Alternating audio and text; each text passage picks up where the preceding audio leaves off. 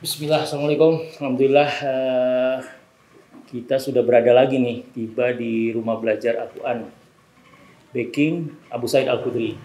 Tadi kita sudah melaksanakan rangkaian kegiatan pertama ya Ustaz ya? Ya, Kegiatan pertamanya itu adalah proses wawancara ataupun tadi pastinya apa tidak? wawancara dan seleksi penempatan untuk kelas ya. masing-masing anak. Kalau untuk rumah belajar Al-Quran ini sendiri Ustaz, Nah, secara global itu apa Ustaz?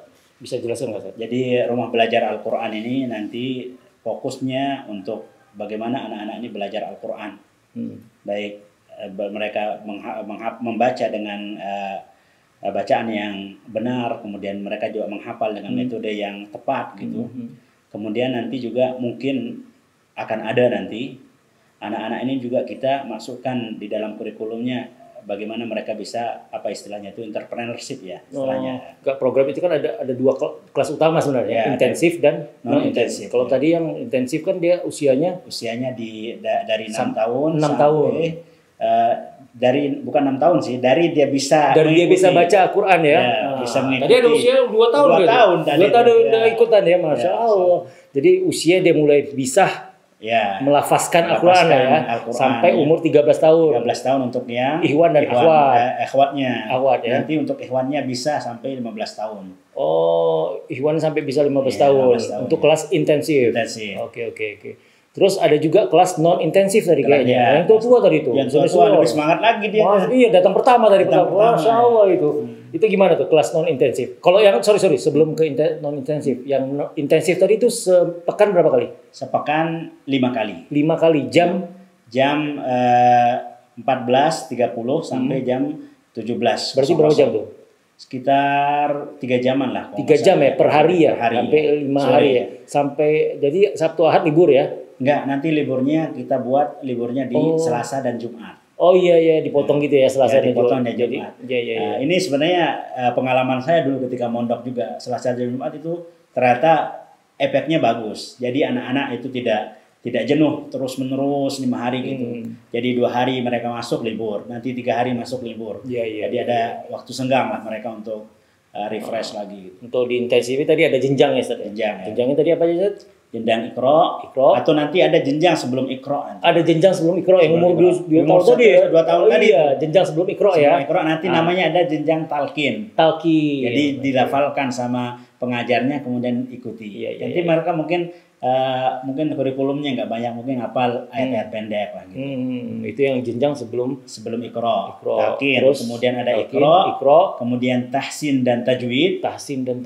Ini pra menghafal. Nanti baru tahfiz, baru murojaah dan pendalaman. Masya Allah, itu bisa berapa tahun tuh Ustaz kalau misalnya intensif? Lumayan itu Bang, kalau intensif. Tapi anak-anak ini sebenarnya kita golkan sampai tahap menghafal sudah sangat mandiri maksimal. Ya, bisa menghafal mandiri itu sudah maksimal dengan bacaan. Itu kira-kira berapa lama Ustaz? Kalau sampai menghafal mandiri itu dengan program 5 hari 3 jam tadi ya? 1 tahun kalau anak-anak ini insya Allah sudah bisa dia. Sudah tahu. Insya Allah berarti tahun 2023 kita bisa lihat nih. Yang tadi bacaannya udah bisa kelihatan, terus nanti tahun depan kita bisa cek ini ya. Insya Allah. Untuk non intensifnya nih, ini yang menarik nih. Nah, untuk non intensif. Ada program-program khusus kayaknya. Ya, program khusus. Sebenarnya non intensif ini sebenarnya beberapa masukan dari teman-teman yang ingin belajar Al-Quran, ingin dekat dengan Al-Quran. Namun terkadang mereka terkendala dengan pekerjaan, mereka bisa punya jam kantor dan sebagainya, sehingga mereka susah untuk mengambil mengambil waktu untuk belajar Al-Quran. Maka oleh sebab itu kita berinisiatif buatkan mereka program non intensif. Nanti yang sudah kita ada bayangan dan kurikulumnya itu 1 kali seminggu Bang. 1 kali sepekan. Iya. 1 kali sepekan sekali ya. Sepekan sekali nanti di hari Ahad pagi. Mereka bisa datang dari setelah sholat subuh sampai mungkin jam 9 sampai jam 10. Itu kelasnya ada jenjangnya juga, Sir? Apa nanti berjenjang juga ya? Karena kan saya lihat ada bacaan yang bagus, ada yang belum, gitu ya. Ada ikro, ada tahsin. Saya masuk kelas yang mana nih ya? Belum dites juga. Belum dites. Padahal nomor 001 ya, register ya. Nanti begitu, nanti Bang. Jadi sebenarnya metode menghafal itu musafahah. Musafahah itu? Musafahah artinya ustadznya atau syekhnya melafalkan baru diikuti dengan muridnya. Dan ini metode dari dulu. Rasulullah SAW mengambil Al-Quran dari Jibril dengan begitu. Jibril membacakan, ya. Kemudian Rasulullah SAW mengucapkan Iqra bismi rabbikal ladzi khalaq. Jadi Nabi SAW dilafalkan dulu, baru adalah Jibril, baru beliau melafalkannya. Begitu juga Nabi SAW mengajarkan pada para sahabat. Dan ini menjadi tradisi di dalam ilmu qiraah. Ya. Masya Allah, ini udah kebayang nih kesibukan Ustadz di sini. Sekarang masih single fighter ya. Segera nanti dicari asisten yang untuk membackup paling nggak administrasi Ustadz ya.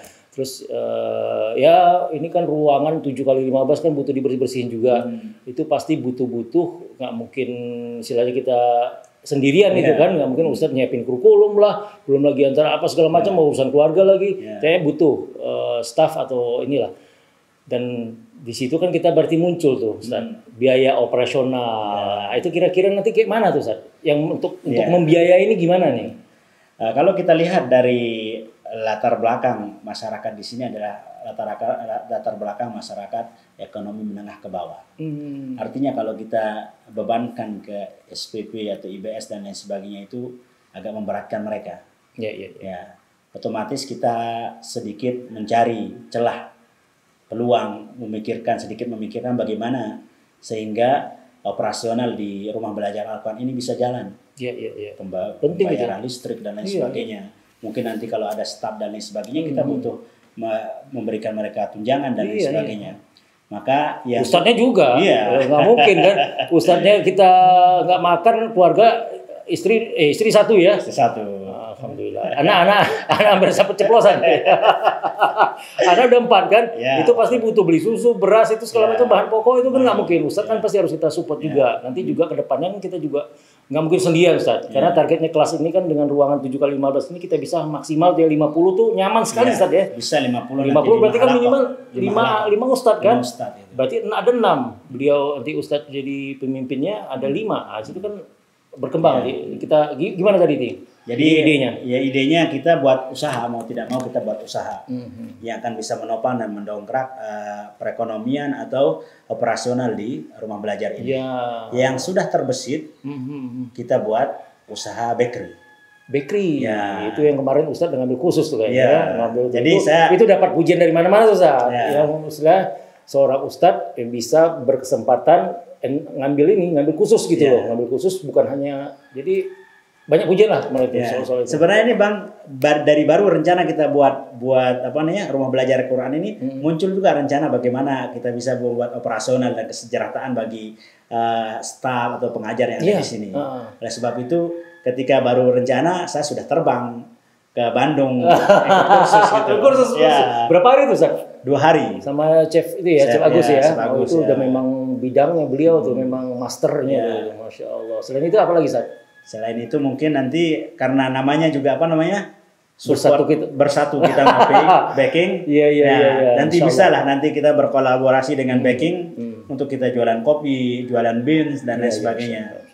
Atau nanti kita buat spot-spot di sini samping-samping TPQ, mereka bisa ngopi di sini, Pak. Atau tadi kayak sempat yang diberdayakan juga nanti mereka tuh misalnya kita produksi nanti dijual di luar atau apa mekanisme itu kan ya. Nanti terbersit juga Mas saya tadi ya mungkin biaya personal itu yang saya terpikirkan gitu. Kita tadi coba kita ngisi token listrik gitu ya. Ngebersihkan ini kan butuh sabun segala macam itu kan ya. Itu pasti semua akan ini ya. Nanti mudah-mudahan ke kawan bersatu kita ngopi mungkin dari pendampingan lah ya, modelnya itu ada dari Areta Coffee Roastery. Kita akan buat sebuah kegiatan lah, namanya kegiatan itu Sangrai Keseduh. Nanti kita sama mungkin di bakery juga nanti ada program pelatihan juga tidak hanya Quran ya, kita ngelatih mereka untuk baking ya. Nanti kita buka kelas baking, kelas khusus gitu ya. Khusus. Bagaimana mereka paling enggak dia bisa membuat donat, anak-anak bisa buat donat. Karena yang paling sederhana ini membuat donat, Bang. Tidak butuh banyak equipment. Tidak butuh banyak alat. Donat ini punya penggorengan sudah cukup. Iya betul. Anak udah coba pakai itu sangat-sangat. Jadi memang cocok nih ada kopi, ada roti. Ya, jadi kopi dan roti di rumah belajar Al-Quran. Masya Allah itu untuk saat ini karena memang keahlian saya di bidang kopi ada dan Ustadz memang belajar khusus di bakery ya kita bisa kolaborasikan untuk mensupport minimal dulu untuk operasional dulu lah. Nanti kedepannya mudah-mudahan itu bisa menjadi apa ya, ladang kita juga ya, ladang jualan kita juga insya Allah kedepannya. Masya Allah, ini udah kebayang mas saya kesibukan kedepannya. Mudah-mudahan nanti Ustadz terus diberi kekuatan ya Ustadz ya. Jaga amanah ini sebaik-baiknya. Ini dari teman-teman Bersatu Kita Ngopi, saya ucapkan jazakallah khairan. Mudah-mudahan semua titipan harta, tenaga dan masa yang dialokasikan khusus untuk kegiatan Bersatu Kita Ngopi diberi balasan berlipat. Mungkin Ustadz ada mau sampaikan juga untuk kawan baking dan umat muslim secara khusus. Kami ucapkan jazakumullah khairan, terima kasih kepada kawan baking, kemudian seluruh kaum muslimin yang sudah ikut andil di dalam proses dari awal pembangunan rumah belajar Al-Quran Baking Abu Said Al-Khudri ini. Semoga kita bisa diberikan keistiqomahan, kesehatan dan keikhlasan di dalam menjaga amanat ini. Karena ini merupakan hal yang sangat agung di mana kita bisa berkhidmat kepada Al-Quran. Dan kita harapkan kita termasuk orang-orang yang masuk di dalam sabda Rasulullah SAW, khairukum man ta'allama al-Quran wa 'allamahu. Sebaik-baik kalian adalah orang yang belajar Al-Quran dan mengajarkannya. Jadi dengan kita berdonasi, ikut andil ini masuk insya Allah dalam hadis yang tadi. Sebaik-baik kalian adalah orang yang belajar dan mengajarkan Al-Quran. Insya Allah. Mudah-mudahan kegiatan ini bisa mendekatkan masyarakat untuk lebih dekat dengan Al-Quran. Dan juga kitanya. Gitu ya Ustaz ya. Masya Allah. Itu aja mungkin ya teman-teman semuanya, kawan baking, cerita tentang rumah belajar Al-Quran Baking Abu Said Al-Khudri. Mudah-mudahan ini sebagai prototipe, sebagai tahap pertama kita, yang nanti kedepannya kita akan ikhtiarkan, insya Allah dengan izin Allah kita akan bangun rumah belajar Al-Quran di tempat-tempat lain. Saya ucapkan jazakallah khairan. Assalamualaikum warahmatullahi wabarakatuh. Barakallahu fiikum.